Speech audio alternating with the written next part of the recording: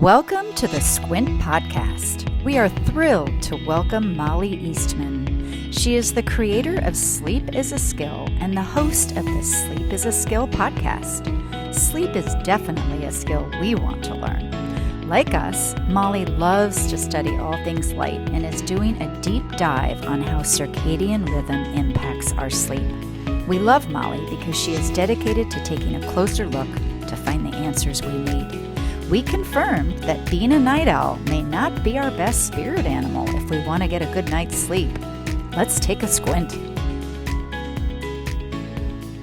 So, Mollie, as you know at Squint, we love to get our light right. So can you help us walk through sleep, the importance of sleep, but really how we get to sleep is so much a function of how we get our light. Can you talk about that a little bit? Oh, yes. I'm your gal for this conversation for sure. And I know you and I are so aligned on this topic. It's wild. Um, so when we talk about sleep, we want to understand that this sleep is a conversation, it's a story of light in a lot of regards. Now, I'm not meaning to oversimplify it. Of course, there's bioindividuality, but for all human beings, because we all are diurnal creatures, meaning we're meant to be active by day and at rest at night, when we start to live outside of that paradigm, things can start to go awry. And certainly using myself as an example, I did not plan originally to be in the world of sleep. This was because I went through a period of my own insomnia about a decade ago that completely changed the course of my life, that I dove into it from a place of panic, really, and I can laugh and be light about it now. But I can certainly attest, and if anyone, from my own personal experience, and after now having the privilege to work with so many individuals on their sleep, and if someone's listening and they're struggling with their sleep, I just absolutely, my heart goes out to how just much of a huge struggle. And Shannon, I don't know if you've dealt with this yourself at different points, but typically for most of us, at some period of our lives, we might have some sort of stretch for greater or lesser extent of just sleep not working as well as we like it to, and for some people, a real struggle, like it was for me. And when that's happening, so commonly, I like to use I like to speak to it in a way of that when our sleep isn't working, it's really a barometer of the workability of our lives, and a barometer of the workability of our lives, meaning that something is off in some way, shape, or form now. But what at its most fundamental piece, often our light environment is not serving us in some way, shape, or form. And people could listen and say, well, how is that connected? I mean, if I'm struggling with my marriage or what have you, yes, there are these different topics that will play a role there. But ultimately, our view of the world around us is so markedly impacted when our light environment isn't right. And I would argue that for most of us, in our 20th, in 2025 today, the majority of us have some form of circadian derangement. And that sounds like a dramatic term, but it really is when we look at the ramifications of living outside of that strong kind of light cues of brighter days and darker nights. So to kind of pan out, when our sleep isn't working, a great place to begin, and if you get nothing else out of what we talk about for today, I'd like a couple key things to be gleaned. And one being that we want to start our day with light exposure and become sort of light connoisseurs of not only just a little bit of light, but like what type of light are we getting, to what degree, what level of exposure is it getting in our eyes, is it getting on our skin, how much light do we need based on our Fitzpatrick scale, where we live on the planet, our latitude, and based on the environment outside. All of that will impact the quality of that light that we receive. And for us to understand that when we get that light in our skin and on our eyes, that there's an impact that relates to our ability to create subcellular melatonin, and our ability to generate, yes, exactly, which can be confusing, because for so long, and it is still somewhat accurately called the hormone of darkness and the vampire hormone and all these things that you think of the night. And there is an element of truth, of course, so that we do need the flip side to this whole story is that we absolutely critically and crucially need darkness in the evening to be able to sleep well and to trigger that release of insomnia. And there's a lot there. And ironically, or interestingly, it actually requires the presence of that darkness to make sufficient amounts of melatonin. Now, I can tell you when I was going through that period of insomnia, I did not know these things. And I was a self-proclaimed night owl, going to bed, super late and being justified and righteous about it. And I would say, well, I get my best work done at these Yes. hours. Right? Did you do any of this too? Yes. Okay, exactly. So I say all that. I know I just said a lot, but I really want to underscore that for me, when I went through that period of insomnia, I was given just about every type of sleeping pill. I was traveling, I was on the road and went to the doctors, really low periods in my life. Come from a background of family with a lot of mental health issues. So when that happened for me, it was really a fear based thing of, oh no, is this some sort of sign of, am I going down this path? Am I going to be dependent on pharmaceuticals to do something as basic as sleep? Right. And yet there's such gratitude today. And I think there's an opportunity if any of us are struggling with our sleep, that there's a gift lurking in there. And we can delve into more on how we can kind of peel back the layers. But light and darkness is a big part of that story. Right. And I think we all have kind of fallen into that feeling of, oh, it's nighttime. This is when the pineal gland, the mic drop from the pineal gland, and everything's happening and our melatonin's coming out. But we are so much more cyclical than that, right? We have these rhythms, we have these light rhythms and dark rhythms. And so I find it interesting too that there's such a psychology to it. And if you're in a low point and you feel like you can't get to sleep and you start having these moments, it's 5 in the evening, and then you start thinking, it's almost this panic, like, Oh oh my yeah. gosh, the sleep is coming. I can't sleep. What's happening? But then when you realize when you get your light right and when you've had that sunlight during the day, you actually just stay in a rhythm that seems so much more natural because you're actually making melatonin at a subcellular level all day long. And then you use it at night. So kind of I guess you never think that your actions during the day are so profoundly impacting your sleep at night.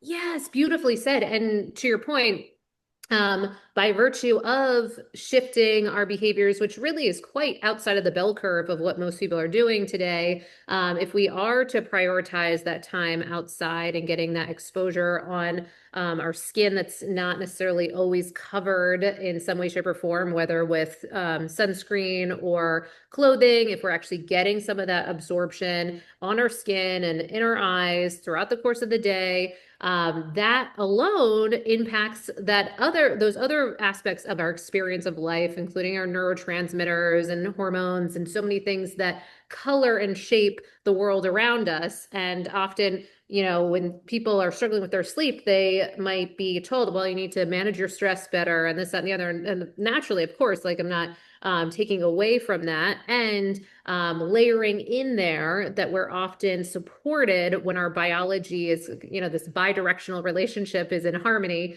And when you have that workability and that rhythmic relationship, then that can often better serve our experience of the world around us, our ability to even just emotionally regulate and interact with people that are important to us in our lives, and Right. so much more. So it's really, I think, an exciting area of study from a kind of keystone habit perspective when we think about, this look at what are these big lever movers in our lives that affect so many other things and spider into other areas. And this is absolutely one of them. So this completely, my husband and I, because we've been together now, oh my gosh, almost like 14 years or so. And so he was along for the ride of my sleep thing. And so, he saw all of that. And so we joke often that despite the struggles for that stretch of time, that it we estimate likely added on a lot of years to my life, which are possible, and for him as well, because then I had a spillover effect into how we're both living. Right. And so I'm really grateful that sometimes it takes being really unwell or uncomfortable to have the gumption to make those changes. That's so true. I think, you kind of have to, I mean, sleep is such a big thing. And when you lose sleep, just what I've studied, I mean, just autophagy, and this is when cellular repair happens. So sleep isn't just about getting shut eye and starting your day. It's about completely cleaning up your cells. It's about cell repair. It's about fighting cancer. It's about, that nutrition of sleep that's so helpful, and which is interesting too, because then there's a psychology of it. You're like, oh, it's so important. I've got to get it. So it's kind of this balance of just kind of easing into it, right? Too. Nailed it. Because you mentioned too, some of that psychology aspect of things, which can often go into that bucket of sort of that sleep anxiety when it's 5 o'clock, 6 o'clock, and you start, oh no, I gotta have the night ahead. Right. And I absolutely dealt with that. That was one of the first things that oh geez, well, to bring it back story time, when I was going through that period of insomnia. Um, my husband and I are traveling internationally, and I started going down all these forum rabbit holes, which I do not recommend doing. And especially back then, it was just a really not inspiring place to find yourself. And started discovering, that whole terminology around sleep anxiety. And my fear was, oh no, now I have this sleep anxiety. How am I going to get rid of this? And so now I'm having anxiety about the fact of having sleep anxiety. Right. And it's very meta. And so, and that we see that happen for so many individuals. Now I will say too, part of our approach with sleep is dynamic in that there are a number of individuals that will wear different sleep trackers of some way, shape, or form, often with Oura Ring. We do tend to opt for Oura Ring from a perspective where you can have kind of airplane mode on there. So if any concerns around EMFs or what have you, a bit kind of mitigated, or just kind of tracking an awareness of your general kind of practices of how you're managing things.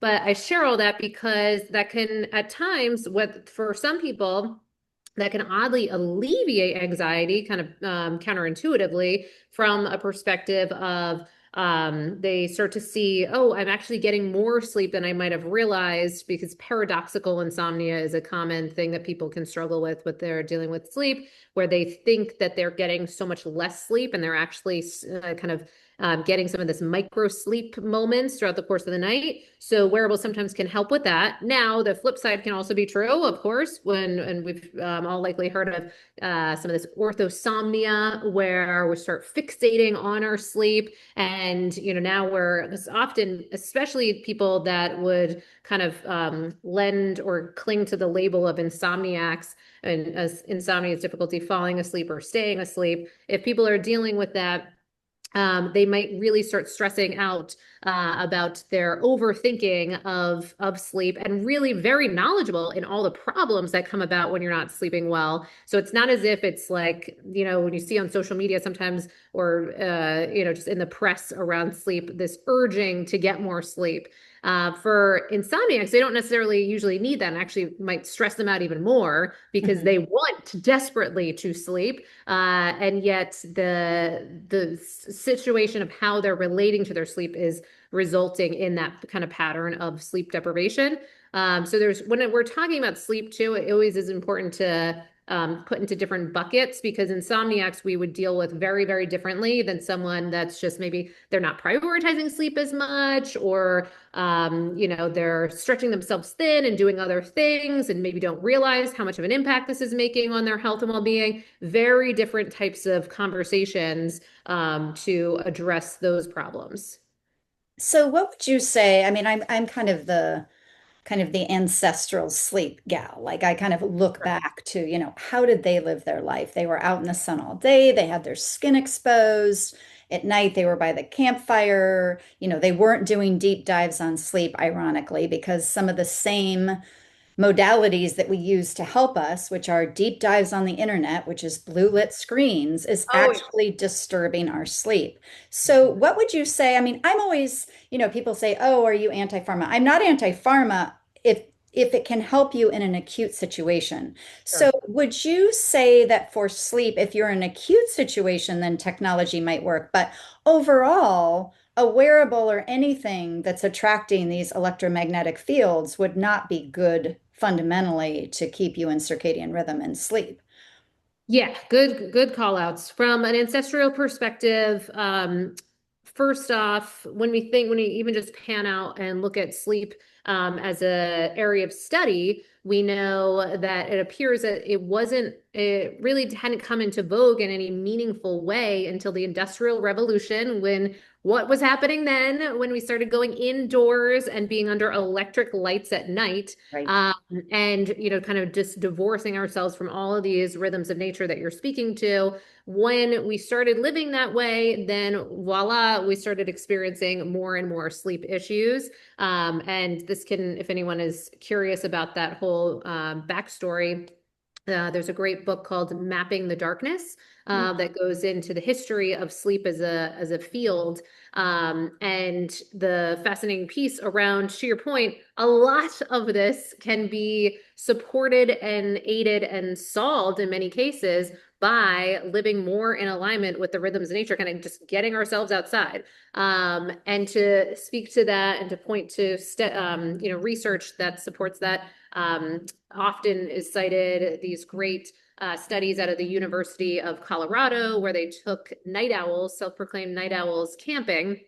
And the first go around over about a week's time, and the second go around over kind of a long weekend. And in both cases, which those are not really long stretches of time, they were able to measurably move that melatonin secretion so markedly earlier than these folks who had been really, really adamant that they can't possibly, get tired before midnight or what have you. And I get it. When I was a hardcore insomniac, and certainly even before that, when I was just thought of myself as a night owl, I thought that that's just how it was. It must be in my genes, these sort of conversations that Mhm. people had.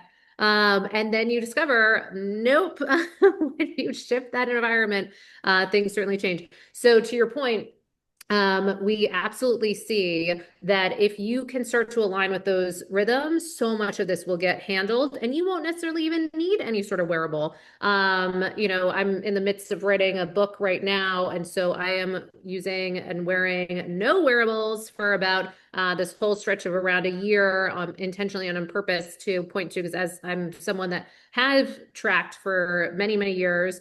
So I have that kind of history behind me and that knowledge there. And then the difference of how life looks with that information, and then with not having any of that, just more in tune with your biology and your results.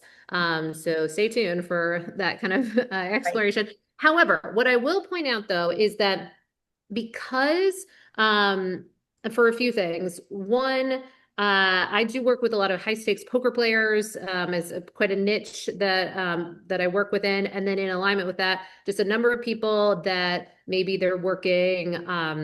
Whether it's shift working, whether it's kind of the 9 to 5, all these like alien ways of living and interacting with the world around us that is anything but ancestral. And so what we have seen is that even if kind of similar to, I don't, if people are listening, if they might have explored wearing, say, the continuous glucose monitor for a stretch of time, you're not doing that for the whole period of life, but you might do that for 14 days. You get some information, and then you kind of return to your normal lifestyle. What I have seen is that for short bursts of time, wearables can be really, really fascinating for a number of individuals from a teaching perspective, from a visceral piece of you. And once you get this information, it's especially for the average person. Now, I would wager that certainly someone like yourself, and probably many of the people that might be listening, are probably more advanced than the average person is able to necessarily be in on this area of health.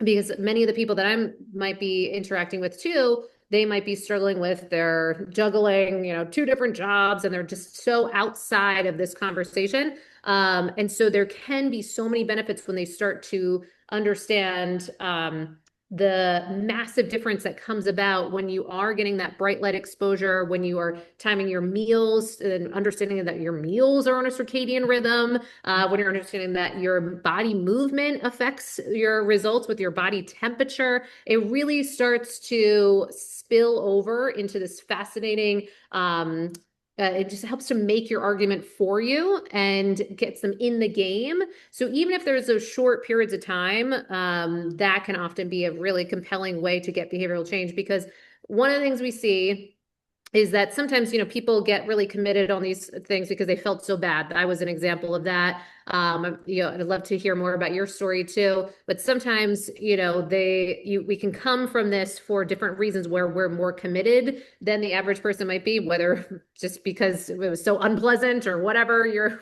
path might be. But for the person that's sort of like just in the a general conversation of they just like a little bit improvement. Often when we can make that argument and show, no, listen, you're going to have apnea levels and snoring that goes through the roof when you eat later, when you have that drink, when you have the THC gummy, when like Yeah. all these things that the average person is doing, we can tell them this until we're blue in the face. But when they finally see those numbers, that often can be one of the things that we see that they start to really shift. And then once you kind of get in your bones a little bit, then you don't necessarily need to keep that going. I know there's a really long answer, but did that No, that's address? great. And I find it so interesting, kind of trends, where I Yeah. always observe this kind of chaos of healthcare. There's so many solutions. Everyone's counting their steps or counting their heart rate variability, or we're counting this and we're counting that, instead of really going back to the basics. And Yeah. then when you realize the profound impact of light, that it's not just sleep, it is the neurotransmitters, it is the dopamine, it puts you in a good mood. So and obviously the data with circadian rhythms, sun, and mental health is Oh, profound. wild. Yeah. And what you were talking about, these high stakes, poker players, the data on cancer and these disrupted circadian rhythms at night. I mean, my heart goes out to these guys and women. Yeah. It's their livelihood, it's how they're making money. And my heart goes out to these nurses because these Oh, nurses are getting cancer. I mean, yes. the research is showing us when you are in that circadian derangement, as you Yeah. said, it's Yeah. terrible for your health. And sleep is, that lack of sleep is really just the gateway to cancer, right? So when you're not getting your sleep, when you're not nourishing, when you're not getting restorative sleep, and it's not just the amount of hours, it's Yeah. about what's happening at a cellular level. When you wake up groggy and you have no energy, what is really happening? What just happened last night? And how can we change it? And it's very hopeful, right? Because it's a light diet, right? Like a food, we say, oh, we cheated, we're done, we're done. But with light, it's there, you always can get it back. You can either get bright light during the day or kind of dim your lights at night. So, ideally, people can kind of move into this and kind of get into this rhythm and hopefully help with their sleep because it's so amazing. Oh, so well said. I mean, this rabbit hole can go so deep, as you absolutely know, Right. and it can affect and impact so many aspects of your life. I mean, the reason that my husband are here in Austin is because of the light is a big factor of it. Like we've been up in the Northeast, so I grew up in Maine, these Oh, dark, cold winters, just thought everyone had seasonal affective disorder, like, right. half the year. Went to school in Syracuse, tons of snow and the whole lake effect, and then lived in Manhattan for a bunch of years. Talk about EMFs. Oh my gosh. Oh, Uh, yeah. so yes, yes, yes. And Mhm. once you start going into understanding that we are just, walking batteries in many All right. ways, more from a mitochondrial health perspective. And Right. that so much of getting great sleep and health and mental health, et cetera, is all is not to be reductionistic, but from a perspective of at its foundation, at its core, is a venture in supporting our mitochondrial function.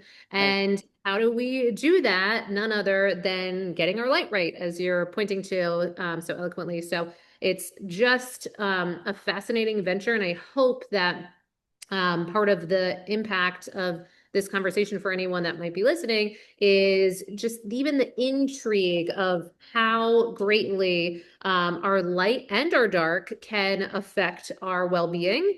And to your point around the grave results that we see on our health and well-being, just by something as basic as our light bulbs in our space at night. We were, I think before we hit record, we're talking about just this conversation on a social media post. And this is all citing from just recently in 2023, 248 circadian scientists referencing nearly 2,700 peer-reviewed publications are all calling for warning labels on light bulbs when used at night. And I think it's akin to, now we all know whatever, cigarettes or something. We know the perils, we know that we're aware. Right. And that was a big deal to get those warning labels on initially. And now it's just sort of how life is. I believe that we'll see a future where circadian health will be so impactful and important that we'll start having some of this education much more front and center, like on our light bulbs, like being present in new builds in our buildings and in our commercial builds. So we're already seeing some of that in more progressive hospital settings, which, oh my gosh, to your point around the poor medical staff or nurses and doctors, so crucial, right? Like, oh, it's just wild. And actually, I'm thankful that I'm a part of a website, RN Renegade, a little play on words for RN, where for nurses can get continuing education by listening to our Sleep is a Skill podcast, continuing education credits. And so that Amazing. they can, right in this conversation, maybe they can hook up your podcast to this too. Right? Because of all groups, the medical group is one of the sadly most impacted of just this sustained degradation of their circadian health, and from a quantum biology perspective, not just circadian, but infradian and more, and ultradian, and there's so much there. So Right.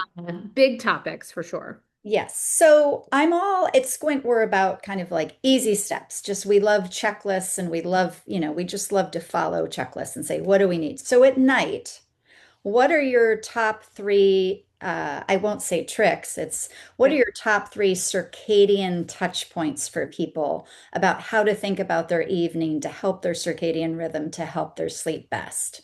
Sure. Yeah, very important. So first off, sleep loves consistency and it loves boring. What I mean by that is that one of the most important things steps that you can take is to design thoughtfully a consistent wake up time and bedtime. But I do underscore the wake up time in that it will impact what things look like at night. So what I mean by that is I understand, especially if you're dealing with insomnia or your circadian rhythm is all out of whack.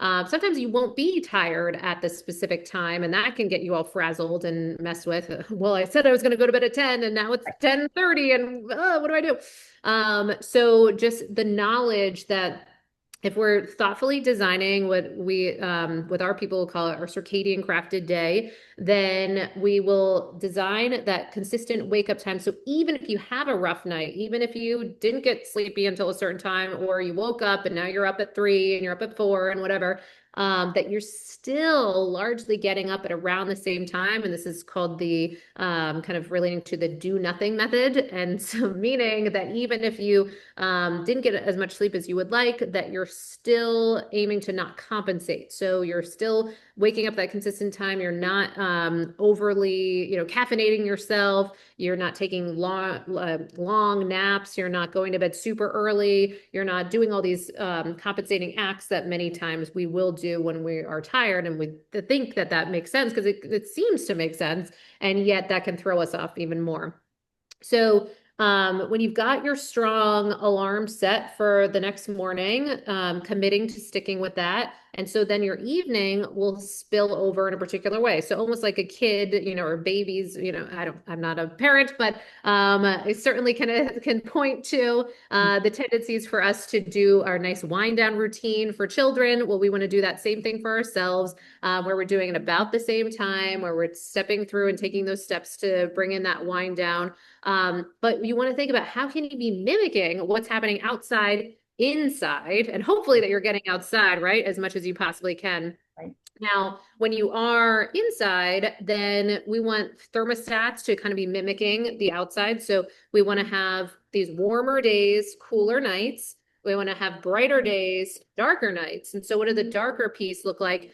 Certainly in this quantum space, and I'm sure you've likely spoken to this, but the My Circadian app has been so helpful for so many people. And I found that, to be so supportive for people to just hopefully get in the game of exploring how they can, measure the light in their environment with the lux meter on there. So what I have most people do is starting out where they're trying to get around less than 20 lux in the evening, winding down. And then I would ideally like to have in the close hours leading up to bed, then sub 10 lux, which is starting to go in that candle light domain. Candles are often around like 7 lux or so. So you're looking to get that nice and low. So all your lights, you're doing a switch over to whether it's incandescents, red lights, Himalayan salt lamps, just very like warm tone, fire-like hues in the evening.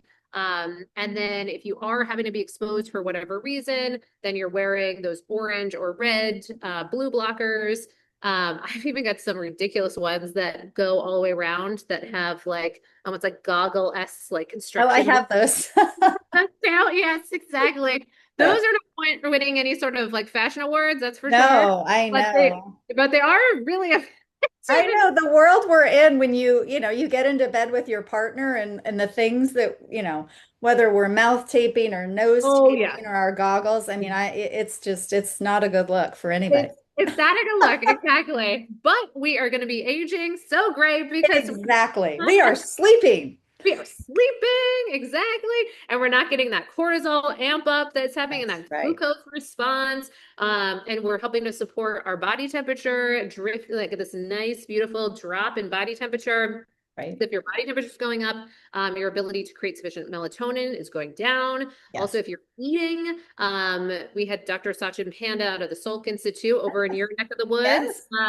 Yes. On the podcast, and it was a fascinating episode. And some of his research, and certainly just a very mainstream approach, I would point to, and yet his research has been so helpful to provide really solid research on the difference that darkness can make at night, but also the difference that eating less can make on your ability to support sufficient melatonin production at night. So what he pointed to is when your pancreas is turned on, your melatonin production goes down as well. Right.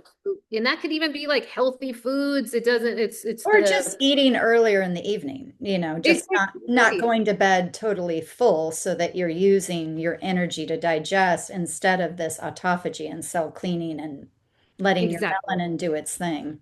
Yeah, exactly. And I will say, many people hear the call out, 2 to 3 hours before bed, having last bite of food. And I would say, absolutely, that's a conservative call out. Now, of course, we need more research, et cetera. But anecdotally, certainly even just from wearable data and from often an intuitive perspective, we often see that earlier than that and more aligning with the rhythms of nature. So looking at 4 hours before bed, 5 hours before bed or more when you have your last bite of food, and certainly aligning with sunrise and sunset, and that's known as circadian rhythm intermittent fasting. Right.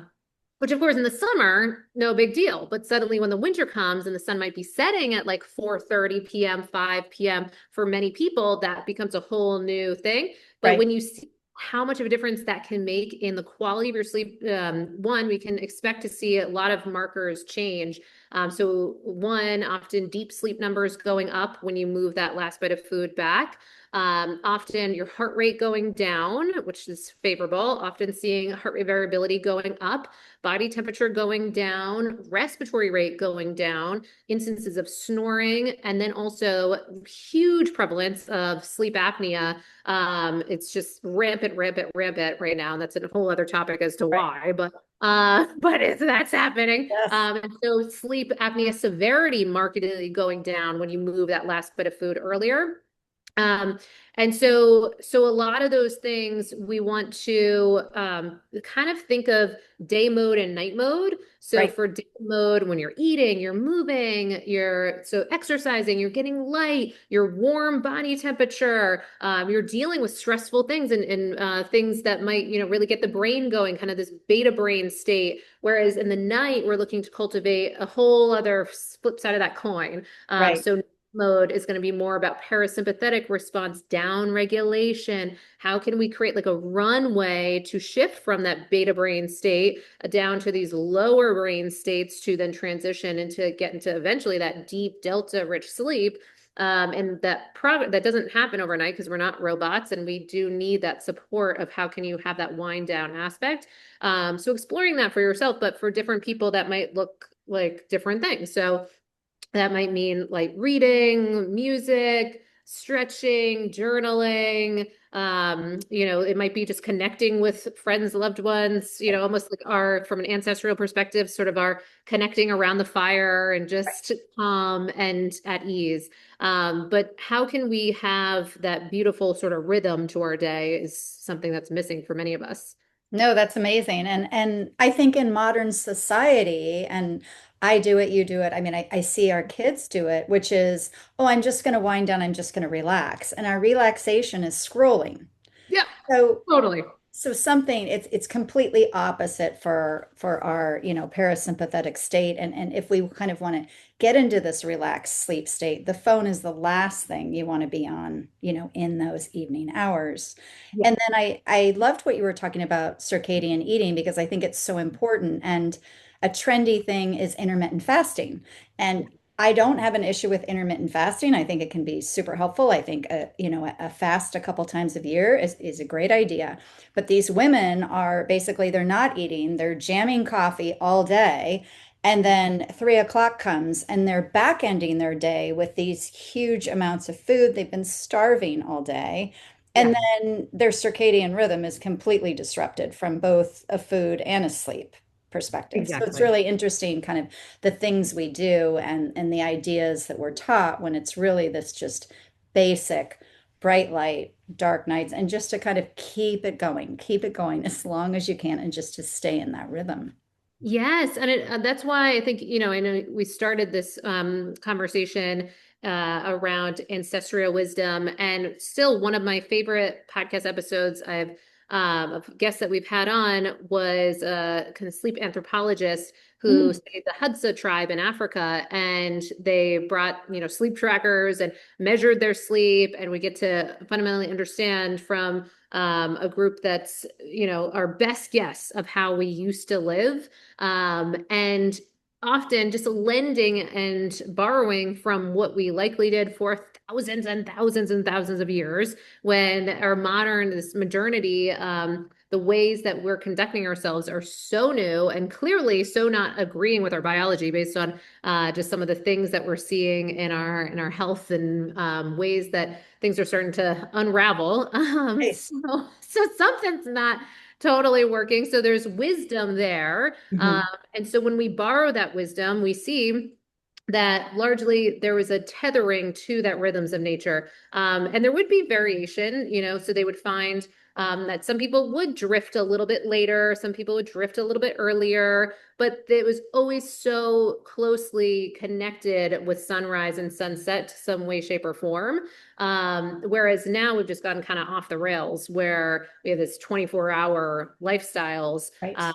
And we see the perils of that because, that those 248 circadian scientists that were calling for those warning labels on light bulbs when used at night, they were citing not just negative effects on sleep, but they were also citing infertility, diabetes, heart disease, cognitive decline, all-cause mortality, mental health issues. I mean, a number of things that at first glance, many people, this all from light bulbs at night, and yet turns out, and granted, of course, then the systemic effects of that, of being awake at the wrong times and Right. conducting ourselves outside of these rhythms. Right. It is amazing. I mean, the profound effect. And you don't realize it too, because, this term night owl, like no one is a night owl. It's not our biology. We were never intended to be night owls. And if you are a night owl, it means you have some work to do, right? Because you're not supposed to be up at night. That is not, kind of normal circadian rhythm. And we understand you've been there, I've been there. So it's for anyone who's listening who may consider themselves a night owl, maybe this is the time to kind of, go back to the drawing board and kind of inventory your sleep, inventory your mood and your anxiety and all these things that contribute to, the things that we deal with day to day when we don't get our light right. So it is interesting, and the research is fascinating. And I mean, there's over 90,000 research articles about the impact of circadian rhythm on health, from sleep to breast cancer to colon cancer to pancreatic cancer to all neurodegenerative diseases. I mean, it's absolutely incredible. So thank you. Your work is incredible. I love your newsletters. I love everything you're talking about. So we're so lucky that you're talking about this and researching and helping us all. I'm so grateful. Thank you for your time. Thank you for being on the podcast. And it was so nice to meet you in person. Oh, you too. And thank you for the work that you're doing. It's so crucial. And it's so exciting to have people in this conversation that are living this, breathing this, and educating on this topic. That just this alone, that would be my closing thought, that if this was just the one thing that people were looking to really take seriously in their life, and hopefully even inspire other people, because we do see that there's some sort of kind of innate wisdom when people start to hear about this, when they say, yeah, that makes sense. And when they start taking those actions, right, they start having their first time kind of outside watching the sunrise and UVA rise, and just the magic that starts to feels like it clicks, right? So just to prioritize that, I couldn't agree more in what you just shared, and so appreciate the work that you're doing. And thank you so much for having me on the podcast. Of course. Thank you for being here. And I hope we can chat again soon. Absolutely. Take care. Thank you. Thank you.